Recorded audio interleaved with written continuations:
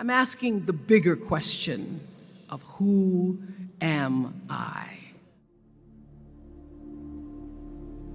Who am I really? My answer is I am God's child. I am that which is born of all that is. I am, as Pierre de Chardin said, a spiritual being having a human experience, come trailing the breath of the ancestors yet, but trailing the breath of the angels, and understanding that because I am connected to the source of all that is possible for me. And what do I want? I don't want to just be successful in the world. I don't want to just make a mark or have a legacy. The answer to that question for me is I want to fulfill the highest, truest expression of myself as a human being. I want to fulfill the promise that the Creator dreamed when He dreamed the cells that made up me. What do I want? You must have some kind of vision for your life. Even if you don't know the plan, you have to have a direction in which you choose to go. I never was the kind of woman who liked to get in a car and just go for a ride. You want to be in the driver's seat of your own life, because if you're not, life will drive you. Knowing who you really are in this space and time that we embody.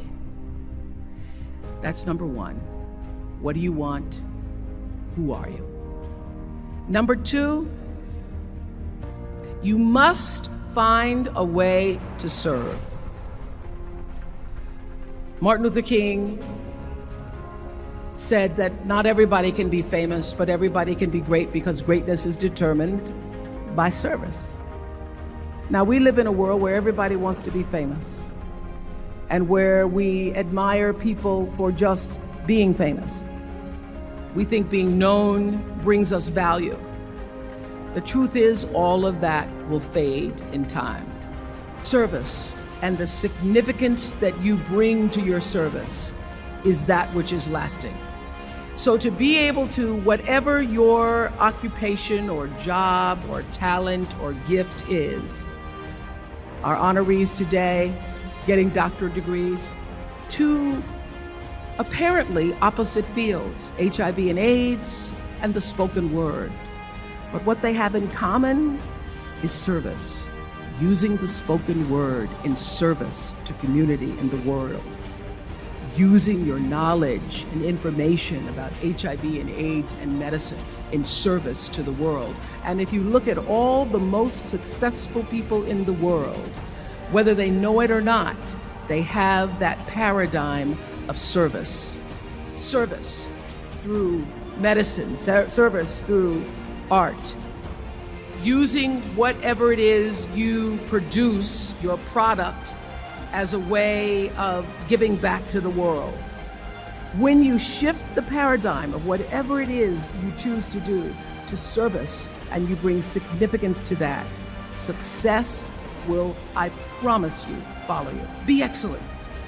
Let excellence be your brand. Everybody talks about building a brand. I never even knew what that was. When people say, you're a brand, I would say, no, I'm just Oprah. What I recognize now is that my choice to, in every way, in every example, in every experience, to do the right thing and the excellent thing is what has created the brand. Years ago, I did an ad for Revlon for an ad they were doing called Unforgettable Women. And what I know is that when you are excellent, you become unforgettable. People remember you, you stand out. Regardless of what it is, you become an unforgettable woman. And that is what we all want. We want to be unforgettable and not forgettable. So doing the right thing, even when nobody knows you're doing the right thing, will always bring the right thing to you. I promise you that. Why? Because the third law of motion is always at work. For every action, there's an equal and opposite reaction. That is so true in all of our lives. Everything you even try to do to me, already done to you. So you don't have to worry about revenge or getting back at somebody, making sure they pay. You just have to do the right thing, and the right thing will follow you even when people don't support it. I remember many times on my show. There are many shows y'all never saw. And the reason you didn't see them is because I got the last vote. The most important thing I have come to know in doing the right thing and making the right choices is understanding what we talked about yesterday. All of you leaving here have the potential for enormous success. There's a price that comes with that. People don't always like you, and they're not always happy for you. And if you surround yourself with people who are not accustomed to your success, they become fearful, they become scared, because you are reflecting back something to them that they don't recognize. People who want the best for you want you to be your best. So my greatest advice to you is to surround yourself with people who are going to fill your cup until your cup runneth over. I'm so full, my cup runneth over.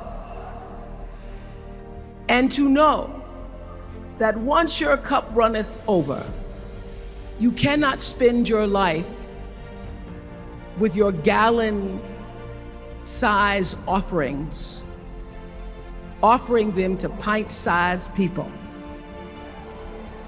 You have got to surround yourself with gallon-sized people who can hang in the same company with you, so that you're not offering your gallons to those little pints out there who can't hold it anyway. The biggest choices begin and end with you, your internal big questions. Who do I want to be in the world? My relationship to source energy, to all that is God. Your experience of that which is all life, which is divine and universal. Being connected and aligned with that. When you are tuned in and charged into that, whenever you feel empty, you go inside yourself and you connect to the source, and you know that all things are possible.